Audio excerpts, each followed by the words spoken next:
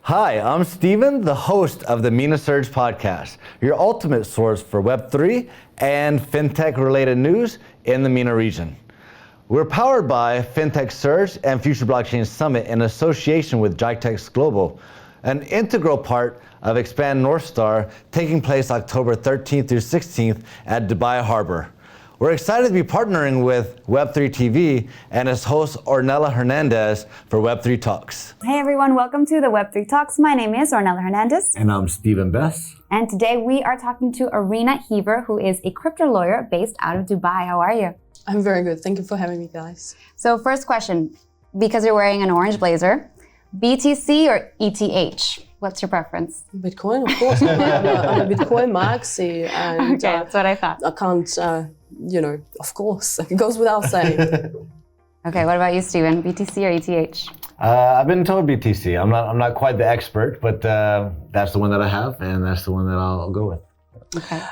As Michael Saylor says, people who don't save their excess earnings in Bitcoin and they keep it in fiat, there's a name for them. He calls them poor. Oh. And I don't like being poor. So that is why it's BTC all the way. So buy more Bitcoin, basically. Sure. Stacking sats. That's what you should be number one priority in life. Okay. Maybe number two. We should put a disclaimer that we don't offer financial advice. Yes, no, we do not. No, Irina, as a lawyer, I want to get to know what your day-to-day looks like.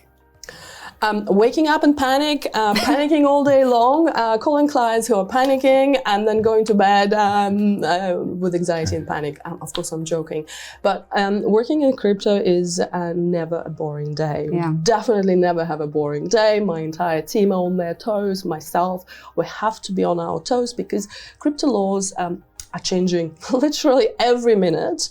And my firm practices across 60 jurisdictions. Wow. We deal with 60 different regulators and hundreds of registrars when we're establishing legal entities. Is this mostly in the Middle East and Europe, or which jurisdictions do you work in the most?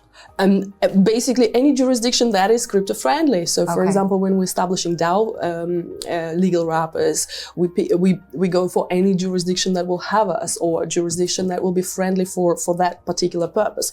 So no, absolutely no limit as to geography. The limit is only how friendly is that jurisdiction towards my client's needs and purposes. So all the way from Panama to Singapore.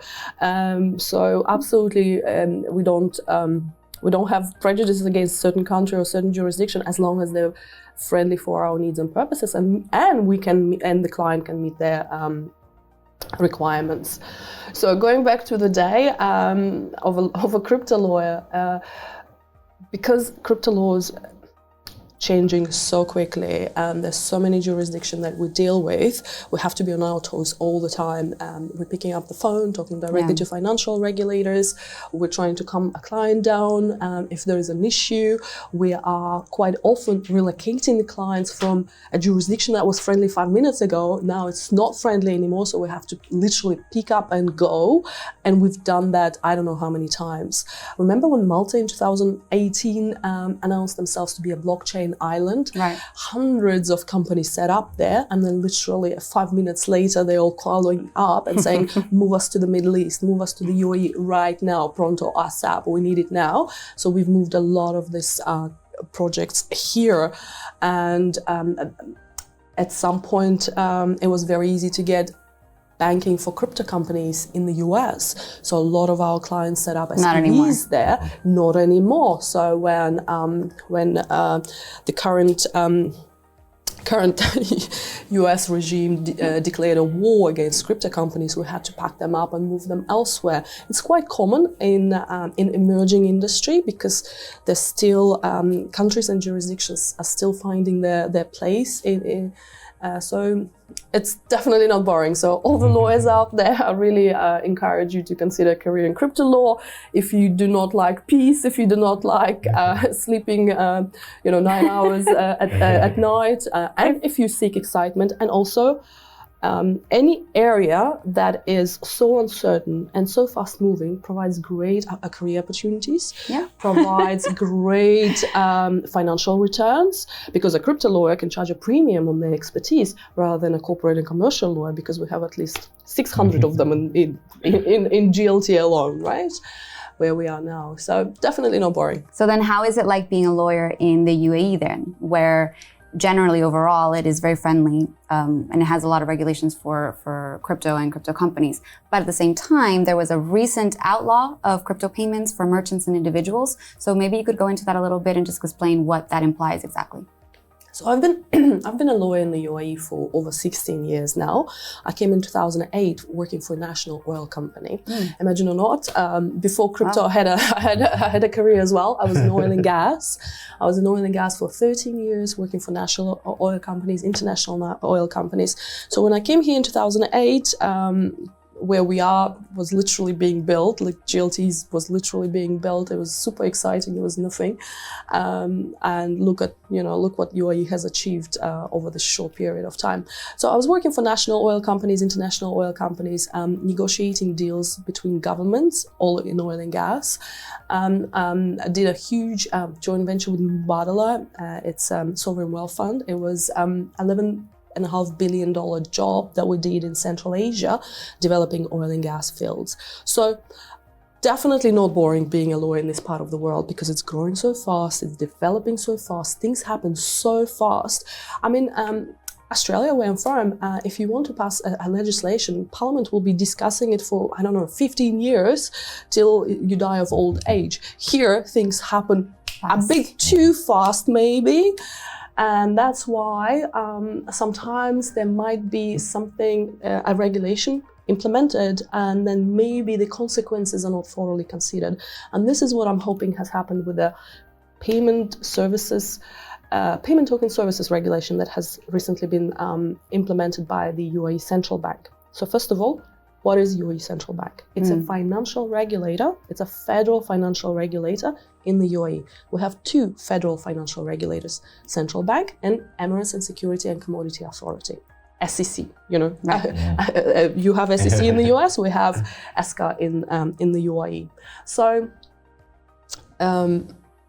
Central Bank regulate banking and insurance industry. So if you want to open a bank in the UAE, you go and get a license from the UAE Central Bank. Or if you're pretending to be a bank without a license, Central Bank will come to you and ask, what is going on? Because you're not supposed to be conducting banking services without a license. Central Bank also establishes monetary policy, and they are in charge of UAE dirham, right? So they issued payment token services regulation, which is all fine. Basically, it is a stablecoin regulation, regulating that stable coins are to be licensed in the UAE, that we do not have another situation like Luna. Remember when we had a $60 billion wiped out of the industry? $60 billion. That was really a huge blow to the industry. Is it good to have stablecoin regulation? Yes.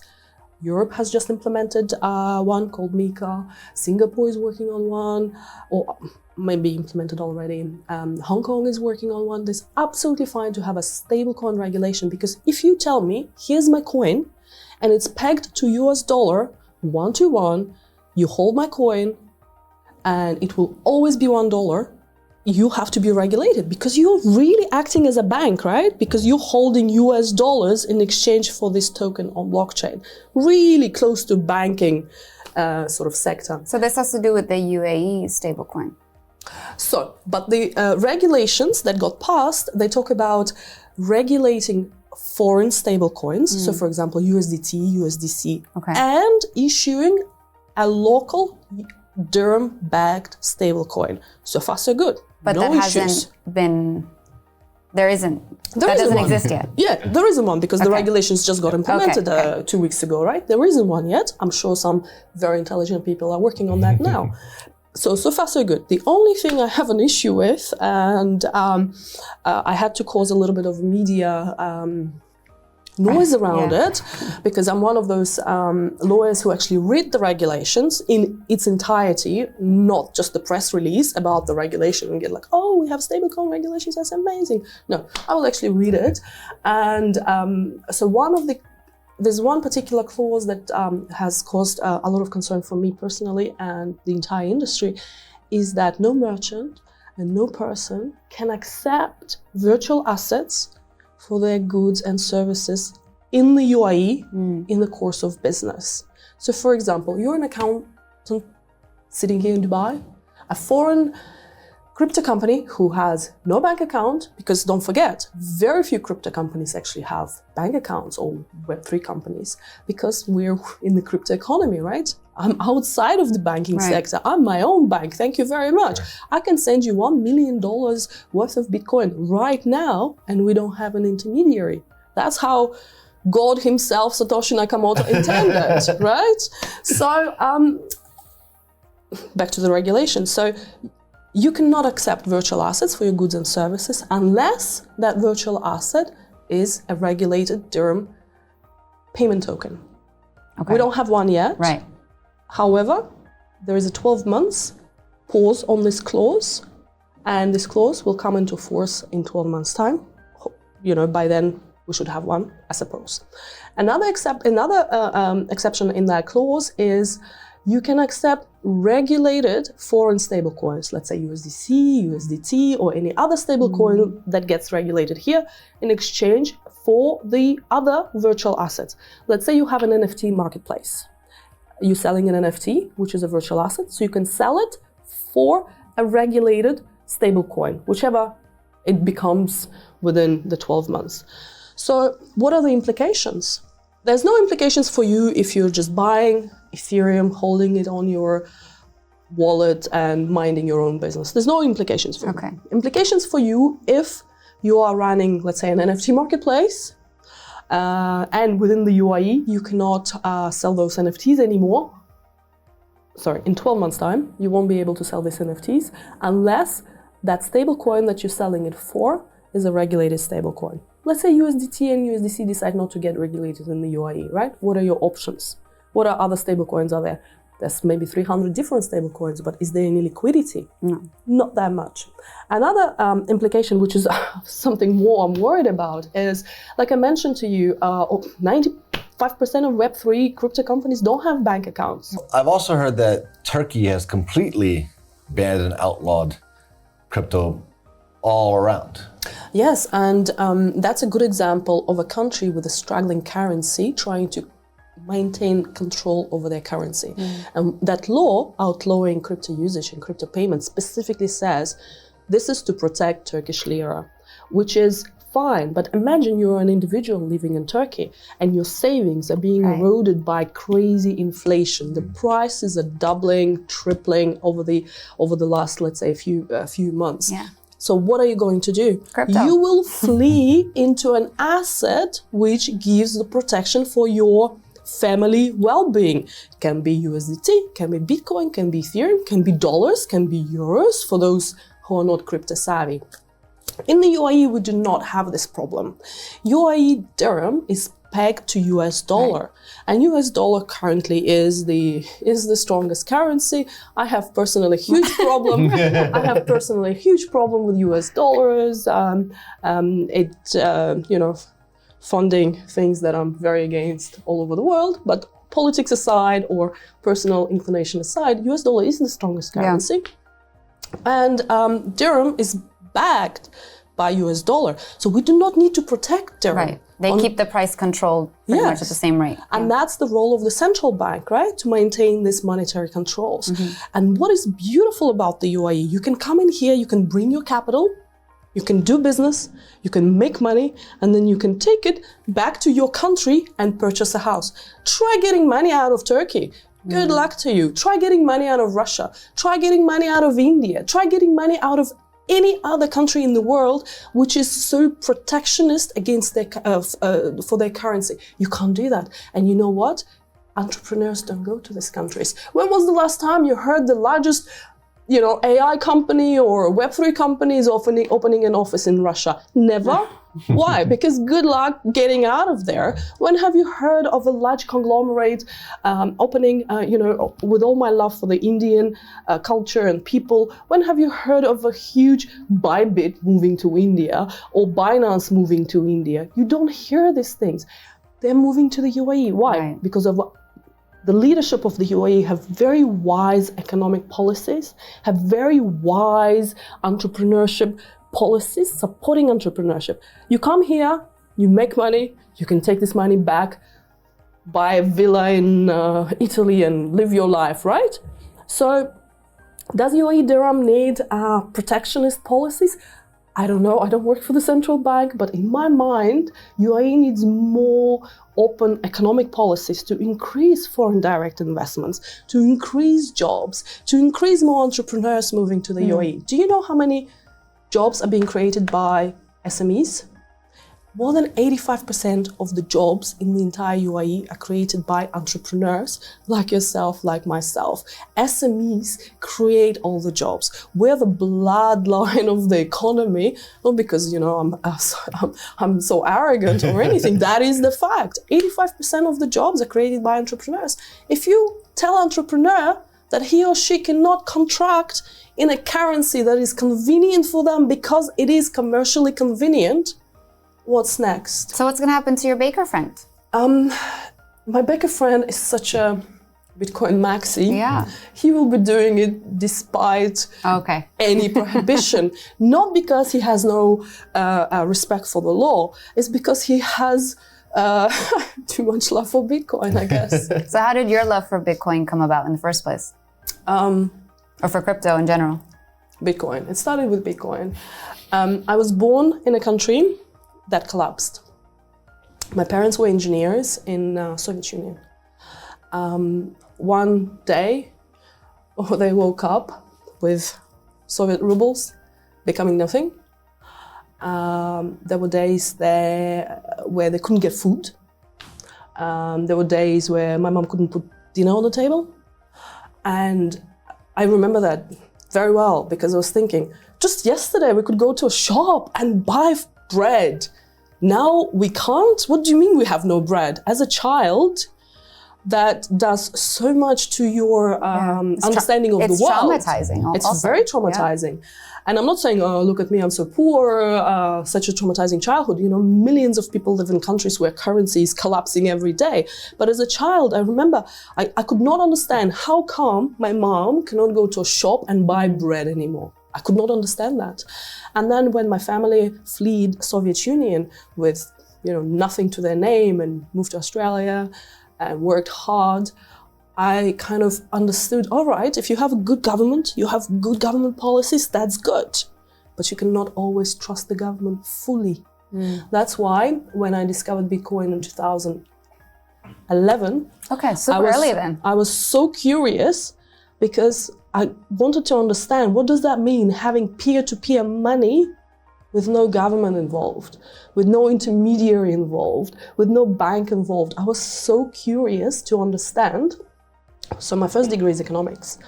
And when I learned more about Bitcoin, I was like, this will not work. This will not work because this is everything that they told us at school it's exactly the opposite of what they taught us in school. And being a lawyer, I thought no government will allow for Bitcoin to exist. I was very wrong. Yeah. What changed your mind? I did not understand the power of the network. Bitcoin network is so big and so powerful, no government can shut it down. No government can stop it. I can send you as much Bitcoin as I have right now, and no government is here to tell me that I cannot do that. And that's how, when you went through a traumatic event where you couldn't understand why the government literally took away everything your family had, you start thinking about, I should have a plan B. Yeah. I love my government, I trust my government, but I have a plan B. Right. Thank you very much. Okay. And so what would you like to see more of in this industry, or less of even as a lawyer? Like, what are your clients maybe worried about the most? Scams and frauds. Oh my God, this needs to be serious work put into weeding the bad apples from the industry. Dubai is such a prosperous place, and it attracts a lot of really good players that are trying to do good, creating jobs, supporting the economy. But unfortunately, it also attracts a lot of bad players and who we need to get rid of. How do we do that? Having good stablecoin regulations is fantastic, because we want to have good stable coins, regulated, fully backed by fiat. It's fantastic. But outlawing crypto payments that may impede business transactions. Not only that, also the standing of the UAE as the Web3 hub internationally. Yeah. Some people are calling it the next Silicon Valley. Absolutely, and I would absolutely agree with them. I'm really looking forward to clarifications from the central bank that this clause applies, let's say, only to retail sales, which is absolutely fine. We don't want a grandma to get scammed when she goes to buy groceries, which is absolutely fine. Or let's say this clause does not apply to international transactions, which is fine. So you can still receive USDT from your client in Panama who has absolutely no other means in transacting here, which is absolutely fine. But there needs to be clarification. There must be clarification. There's another thing I want to mention. Crypto payments, all fine and good. Think about AI. An AI agent providing services to another AI agent. How are they going to pay each other? By bank transfer? By CBDC transfer? No, they'll pay each other in sats. They'll pay each other in units of Ethereum. What is the smallest unit of Ethereum? I think it's Way. They pay each other in Ways. Right. Will they pay each other in bank transfers and CBDCs? No. Absolutely not. And UAE is currently looking to develop the largest AI hub in the region and maybe even globally. And I truly believe they have everything you need in order to do that. Willing government, supportive government. So why ban the technology that AI will be using literally in a very short period of time? Why prohibit it?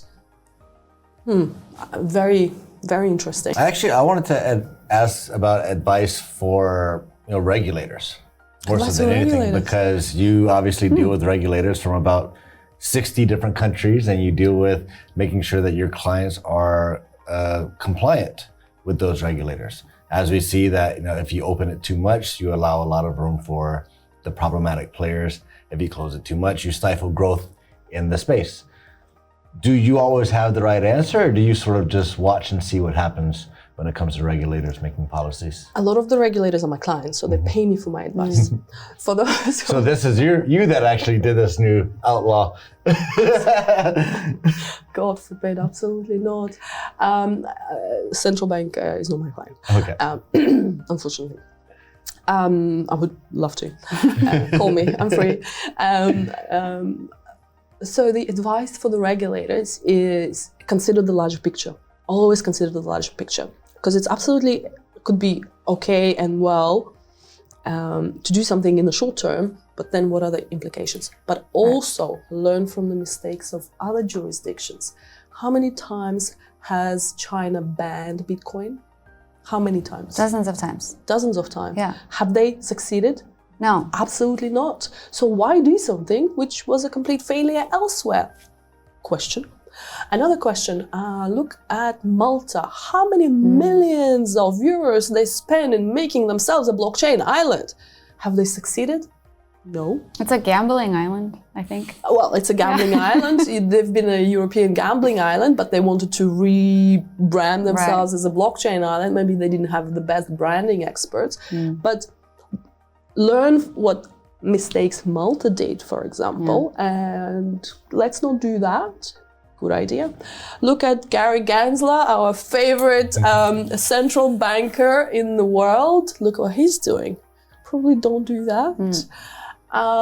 So learn from the mistakes of other jurisdictions, because that will speak louder than successes, because you do not really know where success came from. But the mistakes are a little bit too obvious. And of course, it's very easy for us to sit here and teach the regulators how to do what. But if you're a regulator, put yourself in the regulators, in my defense for the regulators, put yourself in the regulator's shoes. whenever they do something, they get criticized. If they don't do something, they get criticized. If they try to do something good, like passing stablecoin regulation, which is good, then they'll get somebody like me who criticizes one tiny clause, not criticizing, but asking for clarification to see what are the implications for the industry. So I feel really bad for the regulators. Like, I would not want to be in their shoes, because there'll be somebody who's always saying, oh, you should have done this, you should have done that. So being a regulator is a very, very tough job, for sure. I wouldn't want to be in their shoes, but they're in their shoes. So learning from the mistakes of other regulators is probably one of the loudest learning lessons you could receive. Okay, good advice. And thank you for all those clarifications, Irina. Last question, what is the best way for our viewers to get in touch with you, to reach out, or use your services? Just message me on LinkedIn, Irina Heaver. It's very easy to find me. My team looks at all the messages and answers all the messages. Be careful with Instagram and Twitter. There's about 600 Irina Heavers on Twitter and about 500 Irina Heavers on Instagram. Okay. None of them are me. They are scammers trying to scam people for money, pretending to be me. My mom gets 20 messages a day asking for 1 Bitcoin from a fake Irina Heaver account, which is really disturbing. She's an old lady. Every time she gets really scared. So be careful online with the scammers and impersonators. Not just me, but everyone in the industry. Be very careful. Yeah, definitely. Okay, so LinkedIn is the best way. LinkedIn is the best way. Irina Heaver. Okay. Awesome, everyone. Thank you for tuning into the Web3 Talks. Reach out to Irina if you have any questions, and also make sure to check out other episodes of the Web3 Talks and the MENA Surge podcast.